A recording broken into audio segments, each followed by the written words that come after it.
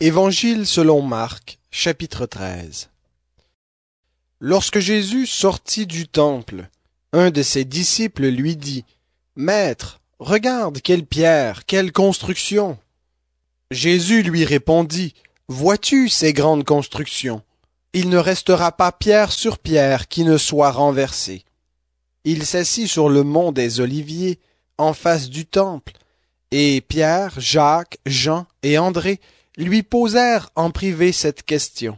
« Dis-nous, quand cela arrivera-t-il, et quel sera le signe annonçant la fin de toutes ces choses? » Jésus se mit alors à leur dire, « Prenez garde que personne ne vous séduise, car plusieurs viendront sous mon nom et diront, « C'est moi », et ils séduiront beaucoup de gens.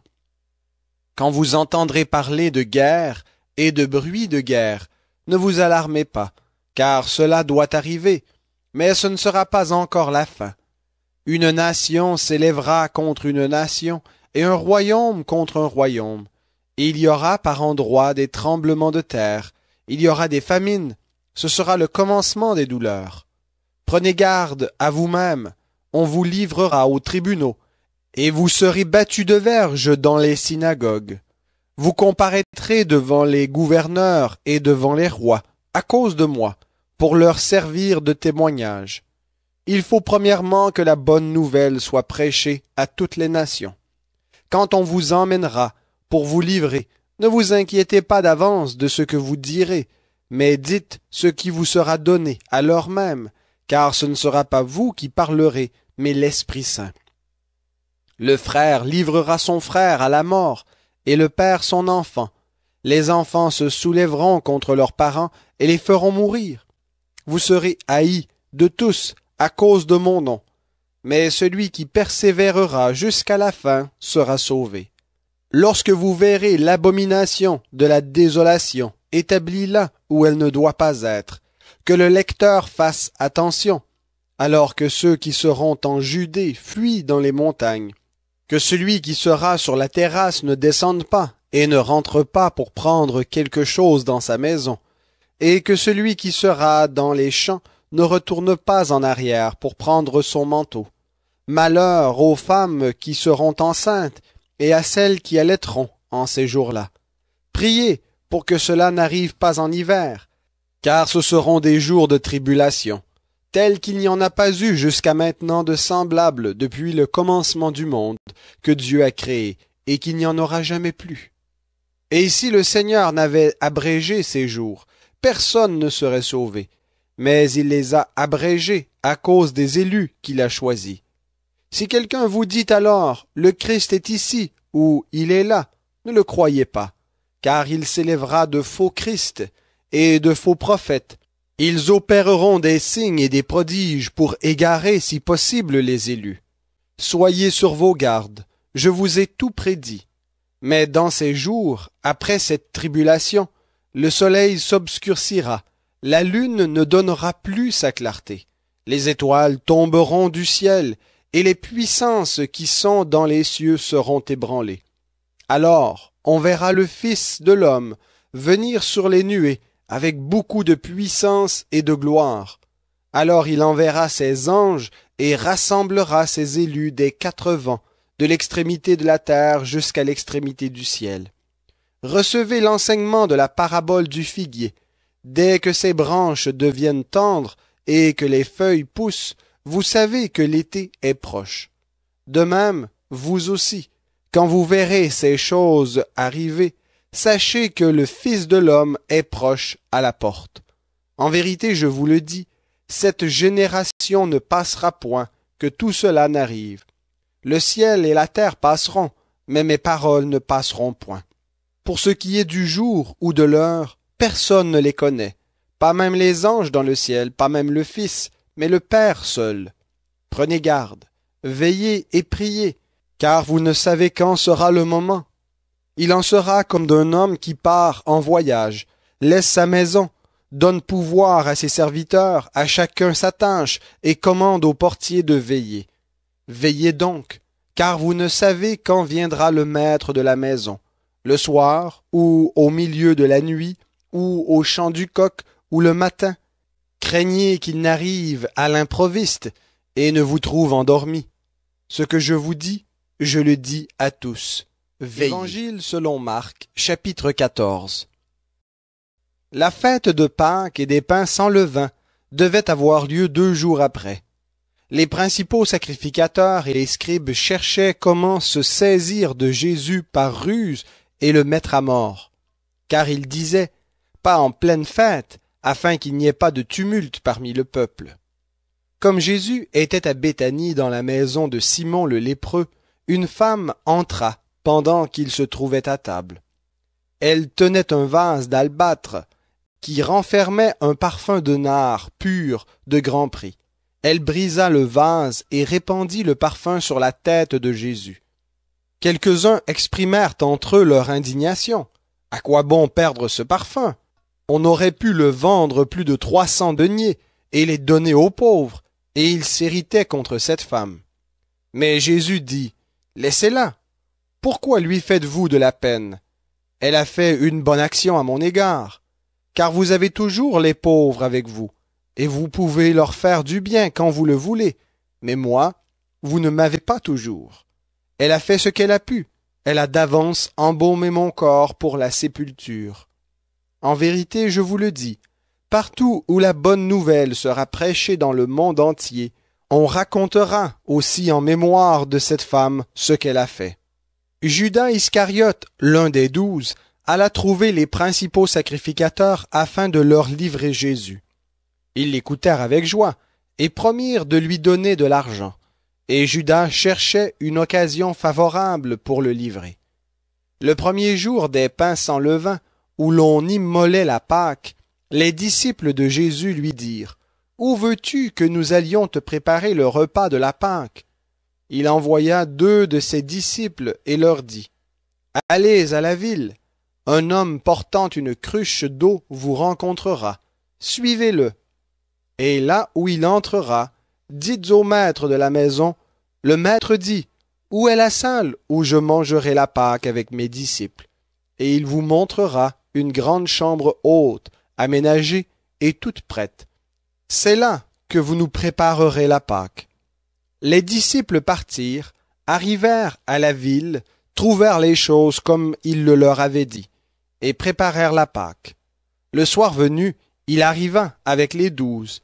Pendant qu'ils étaient à table et qu'ils mangeaient, Jésus dit, « En vérité, je vous le dis, l'un de vous qui mange avec moi me livrera. » Ils commencèrent à s'attrister et à lui dire l'un après l'autre, « Est-ce moi? » Il leur répondit, « L'un des 12, celui qui met avec moi la main dans le même plat.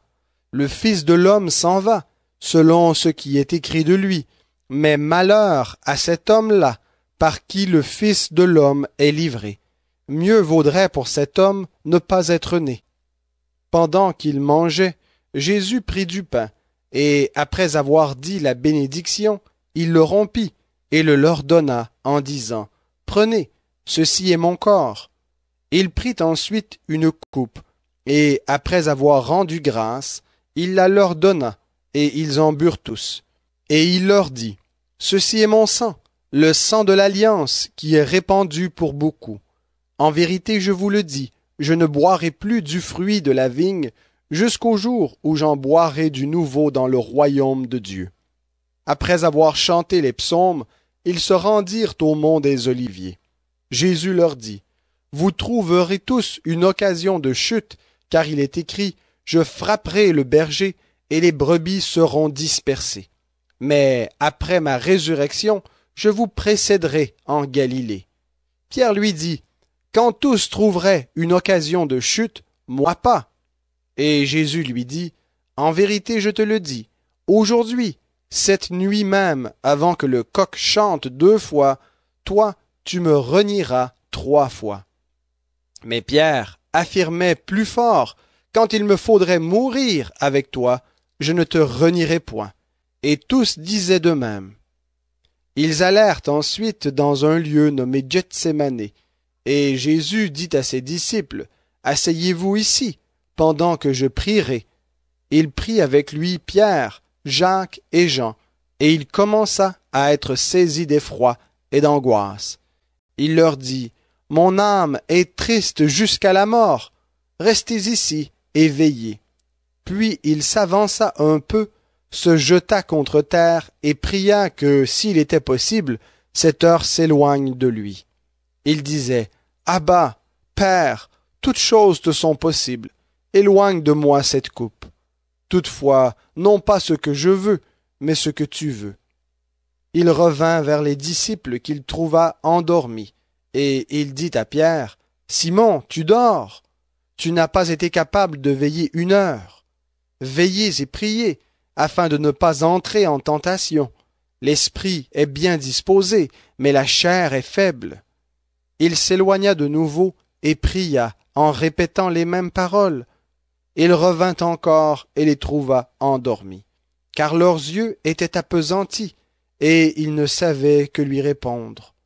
Il revint pour la 3e fois, et leur dit, « Vous dormez maintenant, et vous vous reposez. C'en est fait, l'heure est venue. Voici que le Fils de l'homme est livré aux mains des pécheurs. Levez-vous, allons, celui qui me livre s'approche. » Aussitôt, comme il parlait encore, survint Judas, l'un des 12, et avec lui une foule armée d'épées et de bâtons envoyés par les principaux sacrificateurs, les scribes et les anciens. Celui qui le livrait leur avait donné un signal. « Celui à qui je donnerai un baiser, c'est lui, saisissez-le et emmenez-le sous bonne garde. » Aussitôt arrivé, il s'approcha de Jésus en disant, « Rabbi !» et il l'embrassa. Alors ces gens portèrent les mains sur Jésus et le saisirent. Un de ceux qui étaient là tira l'épée, frappa le serviteur du souverain sacrificateur et lui emporta l'oreille. Jésus prit la parole et leur dit, « Vous êtes venus comme après un brigand, avec des épées et des bâtons pour vous emparer de moi. J'étais tous les jours parmi vous, j'enseignais dans le temple, et vous ne vous êtes pas saisis de moi, mais c'est afin que les Écritures soient accomplies. » Alors tous l'abandonnèrent et prirent la fuite. Un jeune homme le suivait vêtu seulement d'un drap. On se saisit de lui, mais il lâcha le drap et s'enfuit tout nu. Ils emmenèrent Jésus chez le souverain sacrificateur, où se réunirent tous les principaux sacrificateurs, les anciens et les scribes. Pierre le suivit de loin, jusque dans l'intérieur de la cour du souverain sacrificateur. Assis avec les gens, il se chauffait près du feu. Les principaux sacrificateurs et tout le Sanhédrin cherchaient un témoignage contre Jésus pour le faire mourir, et ils n'en trouvaient pas, car plusieurs rendaient de faux témoignages contre lui, mais les témoignages ne concordaient pas. Quelques-uns se levèrent et portèrent un faux témoignage contre lui, en disant, « Nous l'avons entendu dire, je détruirai ce temple fait par la main de l'homme, et en 3 jours j'en bâtirai un autre qui ne sera pas fait par la main de l'homme. » Et même sur ce point-là, leur témoignage ne concordait pas. Alors le souverain sacrificateur se leva au milieu de l'assemblée, interrogea Jésus et dit, « Ne réponds-tu rien? Qu'est-ce que ces gens témoignent contre toi? » Jésus garda le silence et ne répondit rien. Le souverain sacrificateur l'interrogea de nouveau et lui dit, « Es-tu le Christ, le Fils du Dieu béni? » Jésus répondit, « Je le suis. Et vous verrez le Fils de l'homme assis à la droite du Tout-Puissant et venant avec les nuées du ciel. » Alors le souverain sacrificateur déchira ses vêtements et dit, « Qu'avons-nous encore besoin de témoins? Vous avez entendu le blasphème, que vous ensemble? » Tous le condamnèrent comme passible de mort.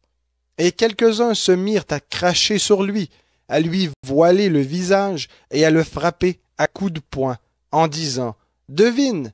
et les gardes le reçurent avec des gifles. Pendant que Pierre était en bas dans la cour, il vint une des servantes du souverain sacrificateur. Elle vit Pierre qui se chauffait, le regarda en face et lui dit « Toi aussi, tu étais avec Jésus de Nazareth. » Il le nia, en disant « Je ne sais pas, je ne comprends pas ce que tu veux dire. » Puis il sortit pour aller dans le vestibule. La servante le vit et se mit de nouveau à dire à ceux qui étaient présents, « Il est de ces gens-là. » Il le nia de nouveau. Peu après, Ceux qui étaient présents dirent encore à Pierre, « Certainement, toi aussi tu es de ces gens-là, car tu es galiléen, et tu parles comme eux. » Alors il se mit à faire des imprécations, et à jurer, « Je ne connais pas l'homme dont vous me parlez. » Aussitôt, pour la seconde fois, le coq chanta, et Pierre se souvint de la parole que Jésus lui avait dite. « Avant que le coq chante 2 fois, tu me renieras 3 fois. » Alors, il se mit à pleurer. Évangile selon Marc, chapitre 15. Dès le matin, les principaux sacrificateurs tinrent conseil avec les anciens, les scribes et tout le Sanhédrin. Après avoir lié Jésus, ils l'emmenèrent et le livrèrent à Pilate. Pilate l'interrogea. « Es-tu le roi des Juifs ?» Jésus lui répondit, « Tu le dis. » Les principaux sacrificateurs portaient contre lui plusieurs accusations. Pilate l'interrogea de nouveau. « Ne réponds-tu rien? Vois-tu ce dont il t'accuse? » Et Jésus ne fit plus aucune réponse, ce qui étonna Pilate. À chaque fête, il leur relâchait un prisonnier, celui qu'il demandait. Un nommé Barabbas était en prison avec des émeutiers pour avoir lors d'une émeute commis un meurtre. La foule monta et se mit à demander ce qu'il avait coutume de faire pour eux. Pilate leur répondit, « Voulez-vous que je vous relâche le roi des Juifs ?» Car il savait que c'était par jalousie que les principaux sacrificateurs l'avaient livré. Mais les principaux sacrificateurs soulevèrent la foule pour que Pilate leur relâche plutôt Barabbas. Pilate reprit la parole et leur dit, « Que voulez-vous donc que je fasse de celui que vous appelez le roi des Juifs ?» Ils crièrent de nouveau, « Crucifie-le » Pilate leur dit, « Mais quel mal a-t-il fait ?» Et ils crièrent encore plus fort, « Crucifie-le » Pilate voulut satisfaire la foule et leur relâcha Barabbas, et après avoir fait battre Jésus de verges, il le livra pour être crucifié. Les soldats amenèrent Jésus dans l'intérieur de la cour, c'est-à-dire dans le prétoire, et appelèrent toute la cohorte. Ils le revêtirent de pourpre et posèrent sur sa tête une couronne d'épines tressées. Puis ils se mirent à le saluer. « Salut, roi des Juifs !» Et ils lui frappaient la tête avec un roseau, crachaient sur lui et fléchissaient les genoux pour se prosterner devant lui. Après s'être moqués de lui, ils lui ôtèrent la pourpre, lui mirent ses vêtements et l'emmenèrent pour le crucifier. Ils forcèrent à porter la croix de Jésus un passant qui revenait des champs, Simon de Cyrène, père d'Alexandre et de Rufus, et ils conduisirent Jésus au lieu nommé Golgotha, ce qui se traduit « lieu du crâne ». Ils lui donnèrent à boire un vin mêlé de myrrhe, mais il ne le prit pas. Ils le crucifièrent et se partagèrent ses vêtements, en tirant au sort ce que chacun emporterait. C'était la 3e heure quand ils le crucifièrent. L'inscription indiquant le motif de sa condamnation portait ces mots, « Le roi des Juifs ». Ils crucifièrent avec lui 2 brigands, l'un à sa droite, l'autre à sa gauche. Ainsi fut accompli ce que dit l'Écriture. Il a été mis au nombre des malfaiteurs. Les passants blasphémaient contre lui et secouaient la tête en disant « Hé, toi qui détruis le temple et le rebâtis en 3 jours, sauve-toi toi-même et descends de ta croix. » Les principaux sacrificateurs aussi, avec les scribes, se moquaient entre eux et disaient « Il a sauvé les autres, il ne peut se sauver lui-même. » Que le Christ, le roi d'Israël, descende maintenant de la croix, afin que nous voyions et que nous croyions. Ceux qui étaient crucifiés avec lui l'insultaient aussi. À la 6e heure, il y eut des ténèbres sur toute la terre, jusqu'à la 9e heure. Et à la 9e heure, Jésus s'écria d'une voix forte, « Éloi, Éloi, lama sabachthani » ce qui se traduit, « Mon Dieu, pourquoi m'as-tu abandonné ?» Quelques-uns de ceux qui étaient là l'entendirent et disaient, « Voyez, il appelle Élie. » Et l'un d'eux courut remplir de vinaigre une éponge, la fixa à un roseau et lui donna à boire en disant, « Laissez, voyons si Élie viendra le descendre. » Mais Jésus jeta un grand cri, puis il expira. Le voile du temple se déchira en deux, de haut en bas. Le centurion qui se tenait en face de Jésus, voyant qu'il avait expiré de la sorte, dit, « Cet homme était vraiment le Fils de Dieu. » Il y avait aussi des femmes qui regardaient de loin. Parmi elles était Marie-Madeleine, Marie, mère de Jacques le mineur, et de Jose et Salomé, qui le suivaient et le servaient lorsqu'il était en Galilée, et plusieurs autres qui étaient montés avec lui à Jérusalem. Le soir était déjà là, et comme c'était la préparation, c'est-à-dire la veille du sabbat, Joseph d'Arimathée, membre distingué du conseil, qui lui-même attendait aussi le royaume de Dieu, arriva. Il eut le courage de se rendre chez Pilate pour lui demander le corps de Jésus. Étonné qu'il soit déjà mort, Pilate fit appeler le centurion et lui demanda s'il était mort depuis longtemps. Renseigné par le centurion, il donna le corps à Joseph. Celui-ci acheta un linceul, descendit Jésus de la croix, l'enveloppa du linceul et le déposa dans une tombe taillée dans le roc. Puis il roula une pierre à l'entrée du tombeau. Marie-Madeleine et Marie, mère de Jacques, regardaient où on le mettait. Évangile selon Marc, chapitre 16. Lorsque le sabbat fut passé, Marie-Madeleine, Marie, mère de Jacques et Salomé achetèrent des aromates afin d'aller embaumer Jésus. Le premier jour de la semaine, elles se rendirent à la tombe très tôt au lever du soleil. Elles disaient entre elles, « Qui nous roulera la pierre de l'entrée du tombeau ?» Elles levèrent les yeux et s'aperçurent que la pierre, qui était très grande, avait été roulée. Elles entrèrent dans le tombeau, virent un jeune homme assis à droite, vêtu d'une robe blanche, et elles furent épouvantées. Il leur dit, « Ne vous épouvantez pas. Vous cherchez Jésus de Nazareth, le crucifié. Il est ressuscité, il n'est pas ici. Voici l'endroit où on l'avait déposé. Mais allez dire à ses disciples et à Pierre qu'il vous précède en Galilée. C'est là que vous le verrez comme il vous l'a dit. » Elles sortirent du tombeau et s'enfuirent tremblantes et hors d'elles-mêmes, mais elles ne dirent rien à personne à cause de leur effroi.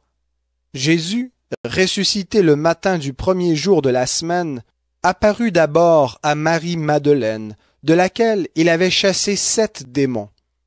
Elle alla en porter la nouvelle à ceux qui avaient été avec lui, et qui menaient deuil et pleuraient. Quand ils entendirent qu'il vivait et qu'elle l'avait vu, ils ne la crurent pas. Après cela, il se montra sous une autre forme à 2 d'entre eux qui étaient en chemin et se rendaient à la campagne. Ils revinrent aussi l'annoncer aux autres qui ne les crurent pas non plus. Enfin, il se montra aux 11 pendant qu'ils étaient à table, et il leur reprocha leur incrédulité et la dureté de leur cœur, parce qu'ils n'avaient pas cru ceux qui l'avaient vu ressusciter. Puis il leur dit, « Allez dans le monde entier et prêchez la bonne nouvelle à toute la création. Celui qui croira et qui sera baptisé sera sauvé, mais celui qui ne croira pas sera condamné. Voici les signes qui accompagneront ceux qui auront cru. En mon nom, ils chasseront les démons, ils parleront de nouvelles langues, ils saisiront des serpents. S'ils boivent quelque breuvage mortel, il ne leur fera point de mal. Ils imposeront les mains aux malades, et ceux-ci seront guéris. » Le Seigneur, après leur avoir parlé, fut enlevé au ciel, et il s'assit à la droite de Dieu. Et ils s'en allèrent prêcher partout. Le Seigneur travaillait avec eux et confirmait la parole par les signes qui l'accompagnaient.